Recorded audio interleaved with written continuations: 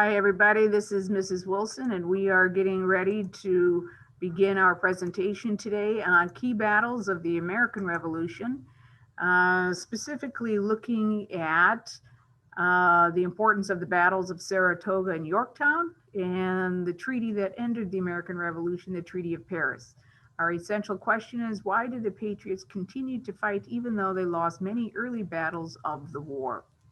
So let's go ahead and get started. Advantages on the eve or right before the beginning of the American Revolution. The British had significantly more weapons. They were incredibly well disciplined. This was a professional fighting force after all. And so fighting is what they do 24/7. Eat, breathe, and sleep fighting. That's what they do. So they should be a good army. They likewise had the best navy, not only between the two combatants, the British and the colonists, but at that time probably among the top, 2 or 3 navies of the entire world, if not the number one navy in the world. The colonists, on the other hand, had a familiarity with the land. This was their backyard. This was their home turf.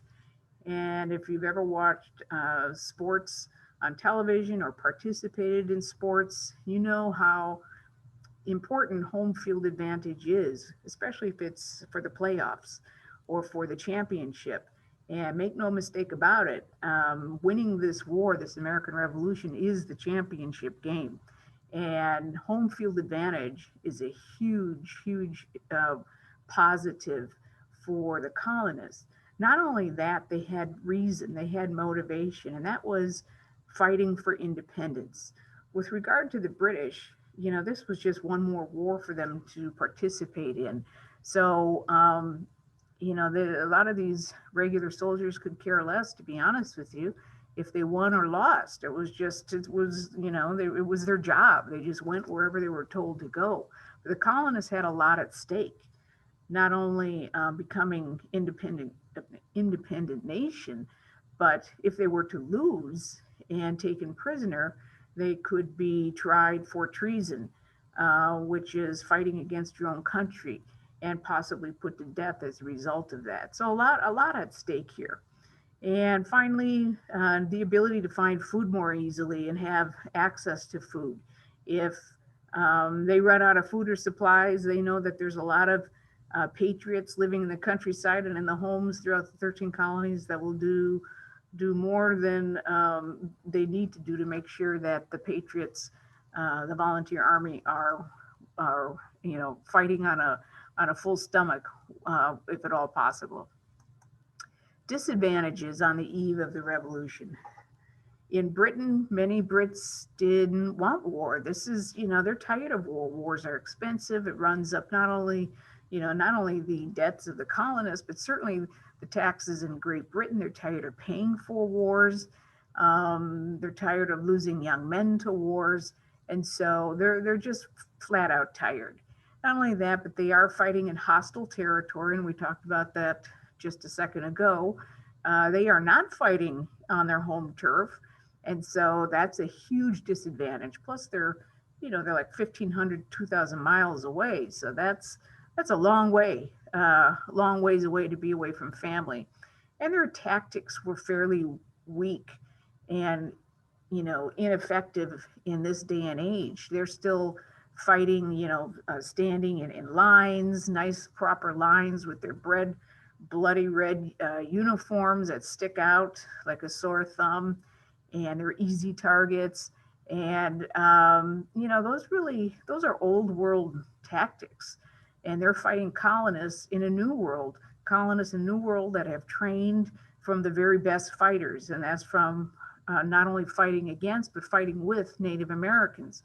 So Native Americans do not stand in nice straight lines to be sitting ducks. They use the environment to camouflage themselves and the element of surprise, and that simply isn't possible with the British. They have not adapted to the new fighting style that the colonists have developed over the century and a half of living in the New World. The colonists' disadvantage, though, is that no stable economy. They're racked with high debt as a result of the French and Indian War, and and some of their major port cities like Boston have been blockaded and trade has been cut off. And they have fewer troops that are trained. And that's going to be a big problem for General Washington is leading the first army that America has ever had. And now it's filled with, like I said, farmers and lawyers and blacksmiths and people that are not professional soldiers. And so trying to train them to fight as an army would fight is a huge challenge that General Washington has to overcome. The Battle of Bunker Hill is a battle early in the war in June 1775 in Charlestown, Massachusetts. This showed colonists that they could fight and possibly win against the British, even though they did not win this battle and they had many casualties, which means deaths and injuries. But it did show and demonstrate that they had the ability to fight if they could get their act together. So we're going to watch a brief video, the Battle of Bunker Hill, and hopefully you'll be able to hear the sound well enough.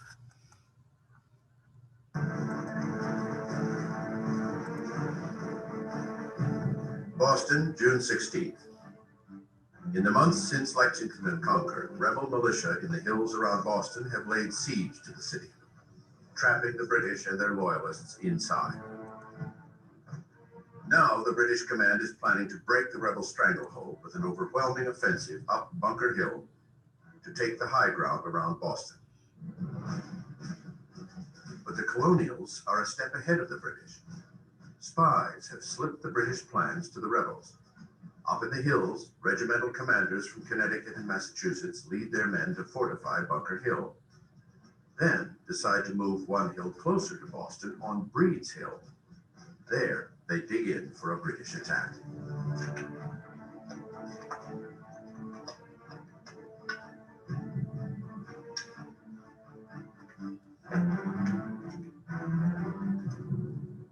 Midnight, June 17th. 1,200 militiamen race the clock to beat the sunrise before it reveals their position to the British below. They must control the high ground before the enemy makes its own move. At daybreak, the sleeping British ships in Boston Harbor spot the militia positions and sound the alarm. All of Boston awakens with a start. The Patriots have beaten the British to the punch. The first full battle of the Revolution is joined. As the Redcoats assemble for battle, ships in the harbor try to pin down the militia with cannon fire.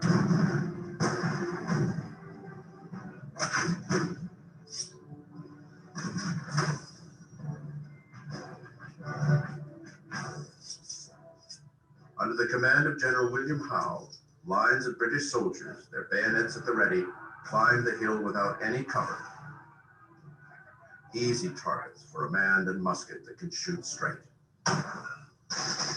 The British are convinced that they can form up in line, and despite taking casualties, instill in the Patriots fear of a professional, disciplined force of regulars, and demonstrate to the Americans that this is madness trying to oppose this army.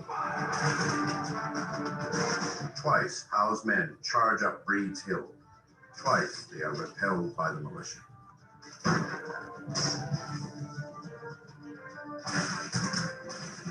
From roofs and hilltops, civilians come out to witness the bloodshed. It is war as spectator sport, but many fear for their loved ones in the fight. The rebel barrage goes on for 3 hours until they run out of ammunition. Despite their advantage, the rebels have no choice but to retreat. The British finally capture the hill on their third charge.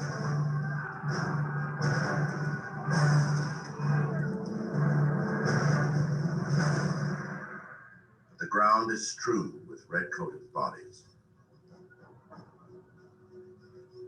The new commander now realizes what no one in faraway England could possibly understand. This is not a rebellion. This is war. When I look to the consequences of it, in the loss of so many brave officers, I do it with horror. The success is too dearly bought. British General William Howe. The British pay a horrendous price for their victory at Breed's Hill, which erroneously but permanently becomes known as the Battle of Bunker Hill, after the original target. 1,000 of the 2,300 British soldiers, nearly half, are dead or wounded. The Americans lose 271 men out of 1,600. In defeat, the colonists have won. A paradox that over the next 6 years will come to characterize the Americans' bloody war for independence. All right, a really good video. Excuse me on that. Battle of Bunker Hill, just another look at it, a diagram of it. As you can see in this diagram, the Americans are at the top of the hill, and it is the job of the British soldiers to climb up that hill and take it over. The Americans are able to shoot down on the British soldiers as they make their assaults. And eventually the Americans are able to have to retreat, because with the third assault, the British are successful at taking it over. But before they take it over, they do an incredible job, the Americans do, of killing quite a few of the British soldiers. So it does give the Americans some hope and some confidence in their fighting ability, even though they aren't a trained military like the British are.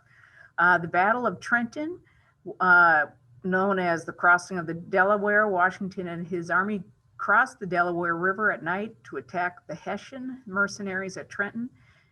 Hessian mercenaries are German soldiers that are paid to fight, and they are paid to fight by the British. So let's take a look.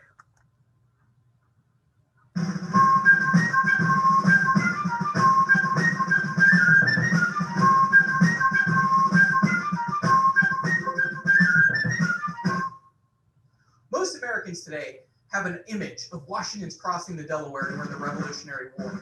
He's at the bow of the boat, his knee up, looking stoically forward as his men push their own ice floe to get him across a very vast river, much wider than the Delaware that I have behind me today. That is the myth of Washington's crossing. The reality is much more compelling than that. George Washington's army had been forced out of New York. Defeat after defeat during the New York campaign forced him to go into New Jersey, fall back into Pennsylvania. By the time he arrived in Pennsylvania, it's mid-December, and the British had been hot on his heels. But they decide not to cross the Delaware River. They know that winter is coming, and most European armies do not campaign during winter season. They decide to stay on the New Jersey side of the river and go into winter quarters.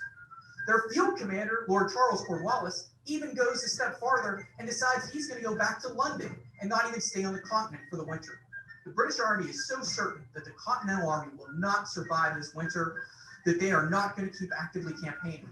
Washington's army had lost almost 90% of its strength since it engaged in the campaigns around New York. Enlistments are about to run out at the end of 1776 for Washington. His army is disintegrating around it. It is up to Washington to keep his army together and keep the colonial movement towards revolution and towards independence going forward. To do so, he is going to cross the Delaware and embark on a winter campaign.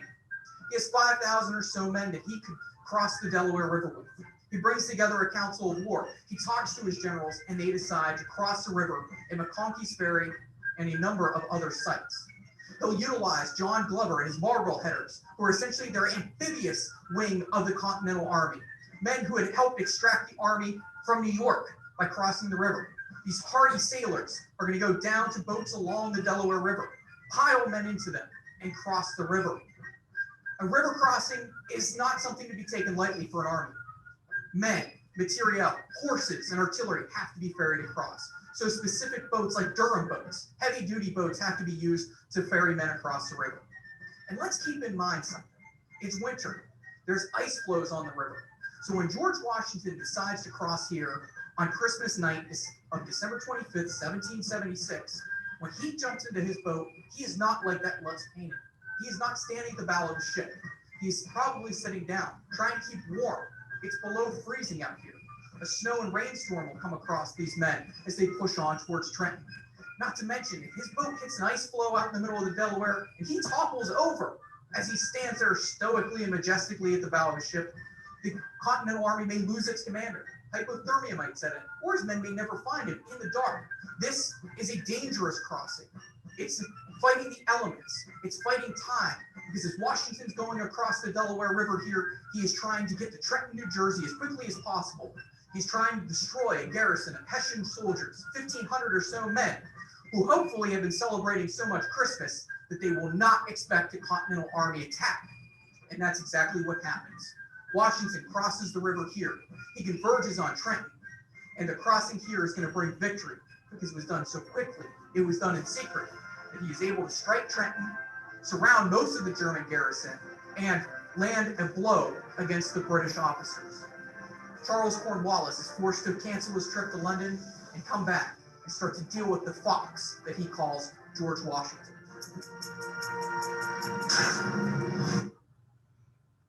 All right, so another really good video about this time about the crossing of the Delaware and George Washington using the tactic of a surprise attack to take advantage of the Christmas holiday and defeat the British at Trenton. The next battle and the turning point battle of the American Revolution is the Battle of Saratoga, and the information that is in red, of course, is what you add to your note pages, if you haven't figured that out already by now. But this battle is significant because this was a resounding defeat of the British by the American colonists, the American Volunteer Continental Army, and it gave hope to men that were losing hope up until this time. They were tired of being defeated, and it also gave hope to France that they could see that the colonists, the Americans rather, at this point, they are Americans, not colonists, could possibly pull this fight out, but they just need some help from France. So the Battle of Saratoga.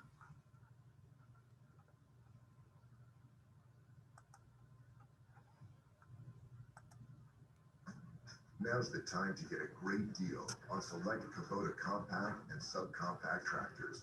Our reliable number one. I apologize for that. That didn't show earlier when I played All this. the performance matched attachments needed to tackle any job. Right now, get 0 down and 0% APR for 84 months and save up to $1,700 plus no payments for 90 days. Find a Kubota dealer near you at gokubota.com. And by the way, go get a Kubota. Here we go. It's late summer in 1777. The American Revolution is in its third year, and it's not going well for the Americans. Their British rivals control Newport, Rhode Island, much of Canada, and parts of New York. Their navy can attack almost any spot along the eastern seaboard at will. Now the British want to take over New England by controlling ports along the Hudson River, most importantly, Albany. But a colonial force gets in their way in two game-changing encounters at Saratoga. The Battle of Saratoga is actually two battles, fought 18 days apart. The first battle round on the outskirts of Saratoga takes place at Freeman's Farm on September 19, 1777. The British under John Burgoyne were surrounded by Americans. They were trapped, and their only hope was to wait for British reinforcement. More than 2 weeks pass. September turns into October, and Burgoyne's reinforcements never arrive. On October 7, 1777, Burgoyne launches a second attack on the Americans, this time in Bemis Heights. But by that time, it was too late. The Americans had too many troops in the area, and Burgoyne realized he had to surrender. On October 17, 1777, Burgoyne and nearly 6,000 soldiers surrendered. America's victory at Saratoga was a big deal. The Americans had defeated a large chunk of an amazing army. So the surrender was really meaningful to both the Americans and the British. And a British officer at the time talked about how the American soldiers all were absolutely silent because they couldn't quite believe what they were watching as each British soldier individually came up and handed over his arms. At the end of the day, the British lost, the Americans won, and because the Americans had this amazing victory over the British army, the French now felt comfortable coming in and helping the American cause. And without French assistance, the Americans probably could never have won the American Revolution. With the victory at Saratoga, France joins the war, backing the colonists. The tide of the war now turns in favor of the Americans. All right, so as the video said, without the help of the French, it's quite possible that the colonists would never have defeated the British, as their troops were pretty overwhelmed and tired of fighting for so many years. They needed some replacements and some help from fresh troops that could help them to finally defeat the British. And finally, the last major battle of the American Revolution was that fought at Yorktown, Virginia from September 28th to October 19th, 1781. And by the way, there were many battles in the American Revolution, but we're just focusing on, in this particular presentation, the turning point battle, which was the Battle of Saratoga, and the last major battle of the war, which is Yorktown. And previous to this, we talked about Lexington and Concord. So really just 3 battles in all that we focus on in 5th grade U.S. history. So let's take a look at the Battle of Yorktown.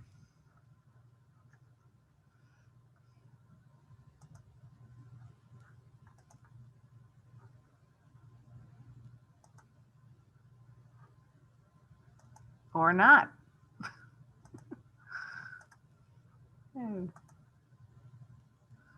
Not wanting to play here. Well, I guess what you can do is watch the video that I will I'll include in the as a separate link, all these videos. But the Battle of Yorktown, September 28th through October 19th, 1781. In Virginia, as I said, it was the last major battle of the American Revolution, and General Cornwallis surrenders at the end of this battle, and several years later, 2 years later, September 3rd, 1783, the Treaty of Paris officially ends the war, even though the fighting had ended at Yorktown that day in 1781. And by 1783, the last British troops finally leave New York. Now, what makes this battle so significant is looking at this diagram. Here are the British troops in red, and they are surrounded on all sides, on land and by sea. They are surrounded by sea by the French warships. And so if there's any attempt at escape, the French will be there in their ships to put a stop to it. And then they are surrounded on land by the Americans and the French troops here in gray. So they're surrounded on all sides. There was no way that they could get out. And without risking the loss of many lives, General Cornwallis rightly surrenders to General Washington.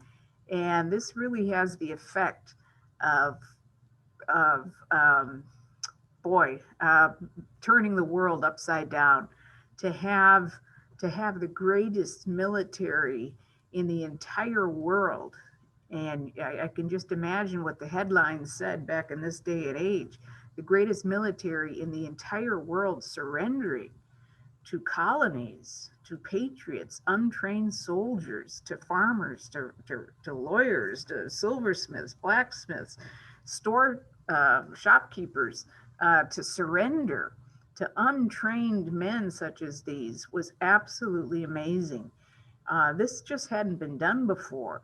And what it will do is cause a ripple effect throughout the world, in that other colonies will look at this amazing event of this ragtag army defeating the greatest military in the world, and they will get ideas themselves that perhaps they can do just like the Patriots did, and they can cast off the chains of the countries that colonize them and oppress them, and they too can fight for independence. So it really triggers a chain reaction that will occur around the world for the next,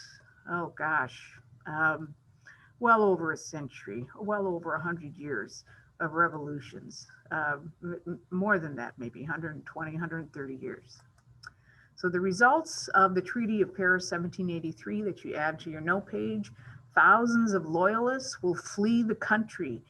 You know, quite honestly, they're treated pretty horribly. They are abused, they are killed, their businesses are destroyed, their homes destroyed by Americans. They wanted loyalists gone, and loyalists packed up and left. Many went to Canada. And so they got out of America pretty fast. The new nation got huge amounts of land, and we'll look at a map in a moment. And Great Britain recognized, you know, they accepted the fact that these 13 colonies were now a brand new country called the United States of America, because even though the Declaration of Independence called them the United States of America, Great Britain didn't accept that just because it was put in the Declaration of Independence. The colonies, the patriots had to fight for their independence. They had to earn that title. And believe you me, they were in it to win it. They were going to fight until they gained their independence, no matter how long it took. And this is simply a map of North America after the Treaty of Paris of 1783. So you see Great Britain's holdings are primarily in Canada and some parts in disputed areas in the Pacific Northwest, and some other areas down here in the Caribbean. But the other major empires remaining in the New World following the American Revolution, Spain is still here with huge swaths of land in North America, the Great Plains area, and the West and Southwest, and down into Mexico and Central America. And we have, this is the newly formed United States with its western border being the Mississippi River, and some disputed land here with Spain, and that's Louisiana. And so this disputed land here with Spain, that eventually will have to be resolved too. Finally, your virtual exit ticket and a discussion board after you complete your note pages are: why did American patriots continue to fight even though they lost many early battles in the war? What was their motivation? Thanks, everybody, and until next time, this is Mrs. Wilson. Take care.